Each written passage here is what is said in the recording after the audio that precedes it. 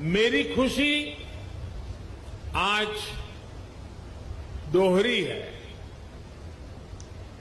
आध्यात्मिक यात्रा के जिज्ञासु के रूप में मन में संतोष का भाव है और पूर्वांचल क्षेत्र के प्रतिनिधि के रूप में भी ये एक कमिटमेंट पूरा होने की घड़ी भी है। कुशीनगर के लोगों को, यूपी के लोगों को, पूर्वांचल पूर्वी भारत के लोगों को, दुनिया भर में भगवान बुद्ध के अनुयायियों को कुशीनगर इंटरनेशनल एयरपोर्ट के लिए बहुत बहुत बधाई। साथियों, भगवान बुद्ध से जुड़े स्थानों को विकसित करने के लिए, बेहतर कनेक्टिविटी के लिए, श्रद्धालुओं की सुविधा के निर्माण पर भारत द्वारा आज विशेष ध्यान दिया जा रहा है। कुशीनगर का विकास यूपी सरकार और केंद्र सरकार की प्राथमिकताओं में है। भगवान बुद्ध की जन्मस्थली लुम्बिनी यहां से बहुत दूर नहीं है। अभी ज्योतिरादित्य जी ने इसका काफी वर्णन किया है, लेकिन फिर भी मैं उसका पुनरावर्तन इसलिए करना चाहता हूं कि देश के हर कोने में एक क्षेत्र का ये सेंटर पॉइंट कैसे है, ये हम आसानी से समझ पाए। कपिलवस्तु भी बिल्कुल पास में ही है। भगवान बुद्ध ने जहां पहला उपदेश दिया, वो सारनाथ की भूमि भी 100-250 किलोमीटर के दायरे में ही आ जाती है। जहां बुद्ध को ज्ञान प्राप्त हुआ, वो बोध गया भी कुछ ही घंटों की दूरी पर है। ऐसे में ये क्षेत्र सिर्फ भारत के ही बौद्ध अनुयायियों के लिए ही नहीं, बल्कि Sri Lanka, Thailand, Singapore, Laos, Cambodia, Japan, Korea, ऐसे अनेकों देशों के नागरिकों के लिए भी एक बहुत बड़ा श्रद्धा का और आकर्षण का केंद्र बनने जा रहा है। भाई और बहनों, कुशीनगर इंटरनेशनल एयरपोर्ट सिर्फ एयर कनेक्टिविटी का ही एक माध्यम नहीं बनेगा, बल्कि इसके बनने से किसान हो, पशुपालक हो, दुकानदार हो, श्रमिक हो, यहां के उद्यमी हो, सभी को इसका सीधा सीधा लाभ मिलता ही है। इससे व्यापार कारोबार का एक पूरा इकोसिस्टम यहां विकसित होगा। सबसे ज्यादा लाभ यहां के टूरिज्म को, ट्रैवल टैक्सी वालों को, होटल रेस्टोरेंट जैसे छोटे मोटे बिजनेस वालों को भी होने वाला है। इससे इस क्षेत्र के युवाओं के लिए रोजगार के भी अनेक नए अवसर बनेंगे। भाई और बहनों, पर्यटन का कोई भी स्वरूप हो, आस्था के लिए, आनंद के लिए आधुनिक इंफ्रास्ट्रक्चर इसके लिए बहुत ज्यादा जरूरी है। ये उसकी पूर्व शर्त है। Infrastructure, rail, road, Airways, waterways, infrastructure का ये पूरा स्ट्रक्चर, उसके साथ साथ hotel, hospital, internet, mobile connectivity का इंफ्रास्ट्रक्चर, सफाई व्यवस्था का, सीवेज ट्रीटमेंट का प्लान, ये भी अपने आप में वही इंफ्रास्ट्रक्चर है। साफ पर्यावरण सुनिश्चित करने वाली रिन्यूएबल एनर्जी का ये सभी आपस में एक दूसरे के साथ जुड़े हुए हैं।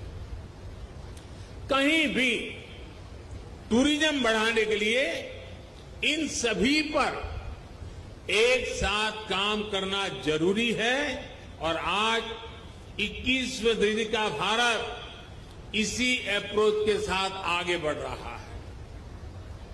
टूरिज्म के क्षेत्र में अब एक नया पहलू भी जुड़ गया है। वैक्सीनेशन की भारत की तेज गति से प्रगति दुनिया के लिए एक विश्वास पैदा करेगी कि अगर टूरिस्ट के रूप में भारत जाना है, किसी कामकाज से भारत जाना है, तो भारत व्यापक रूप से वैक्सीनेटेड है और इसलिए वैक्सीनेटेड कंट्री के नाते भी दुनिया के टूरिस्टों के लिए एक आश्वस्त व्यवस्था ये भी उनके लिए कारण बन सकता है। इसमें भी बीते वर्षों में एयर कनेक्टिविटी को देश ने उन लोगों तक, उन क्षेत्रों तक पहुंचाने पर जोर दिया गया है जिन्होंने कभी इसके बारे में सोचा भी नहीं था। इसी लक्ष्य के साथ शुरू की गई उड़ान योजना को 4 साल पूरे होने आ रहे हैं। उड़ान योजना के तहत बीते सालों में 900 से अधिक नए रूट्स को स्वीकृति दी जा चुकी है। इनमें से 350 से अधिक पर हवाई सेवा शुरू भी हो चुकी है। 50 से अधिक नए एयरपोर्ट या जो पहले सेवा में नहीं थे उनको चालू किया जा चुका है।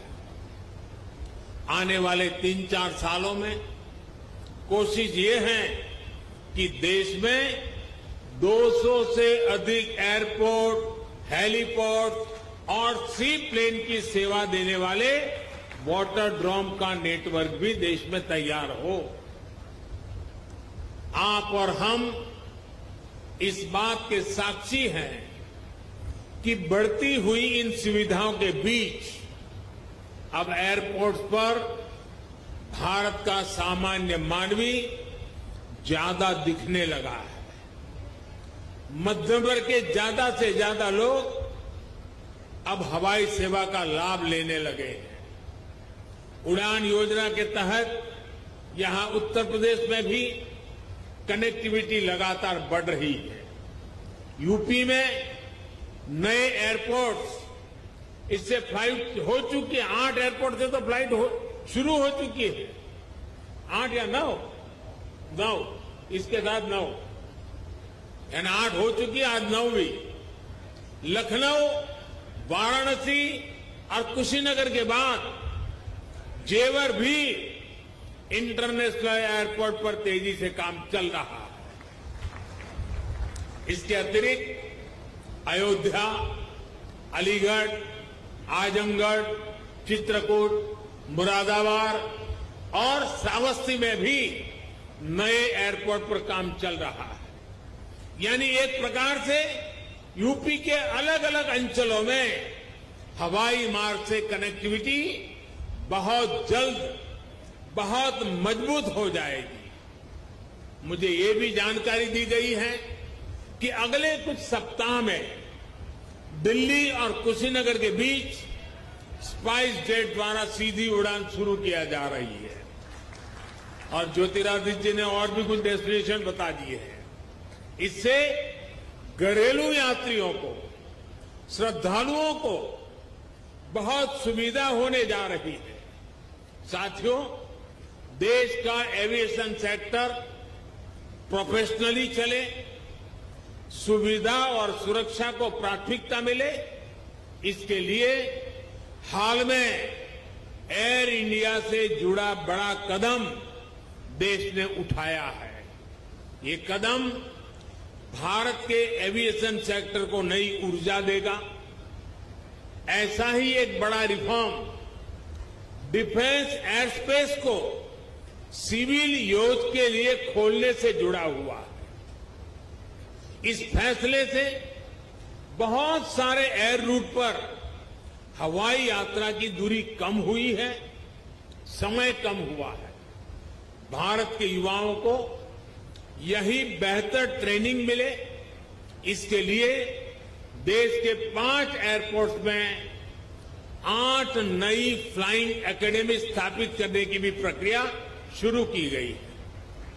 ट्रेनिंग के लिए एयरपोर्ट के उपयोग से जुड़े नियमों को भी सरल किया गया है। भारत द्वारा हाल में बनाई गई ड्रोन नीति भी देश में कृषि से लेकर स्वास्थ्य तक, डिजास्टर मैनेजमेंट से लेकर के डिफेंस तक जीवन को बदलने वाली है। ड्रोन की मैन्युफैक्चरिंग से लेकर ड्रोन फ्लाइंग से जुड़ा ट्रेन मैनपावर तैयार करने के लिए अब भारत में पूरा एक इकोसिस्टम विकसित किया जा रहा है। ये सारी योजना, सारी नीतियां तेजी से आगे बढ़े, किसी तरह की कोई रुकावट ना आए, इसके लिए हाल ही में पीएम गति शक्ति नेशनल मास्टर प्लान भी लॉन्च किया गया है। इससे गवर्नेंस में तो सुधार आएगा ही, ये भी सुनिश्चित किया जाएगा कि सड़क हो, रेल हो, हवाई जहाज हो, ये एक दूसरे को सपोर्ट करें, एक दूसरे की क्षमता बढ़ाएं। भारत में हो रहे इन निरंतर रिफॉर्म्स का ही परिणाम है कि भारतीय सिविल एविएशन सेक्टर में 1000 नए विमान जुड़ने का अनुमान लगाया गया है। साथियों, आजादी के अमृत काल में भारत का एविएशन सेक्टर राष्ट्र की गति और राष्ट्र के प्रगति का प्रतीक बनेगा। उत्तर प्रदेश की ऊर्जा उसमें शामिल होगी। इसी कामना के साथ एक बार इंटरनेशनल एयरपोर्ट के लिए मैं आप सबको, दुनिया भर के बौद्ध के अनुयायी देशों के नागरिकों को बहुत बहुत बधाई देता हूं। यहां से मैं देश और दुनिया से आए बौद्ध भिक्षुओं से आशीर्वाद लेने जाऊंगा और फिर यूपी के इंफ्रास्ट्रक्चर के अनेक और प्रोजेक्ट का लोकार्पण का भी मुझे सौभाग्य मिलेगा। फिर एक बार आप सबका बहुत बहुत धन्यवाद।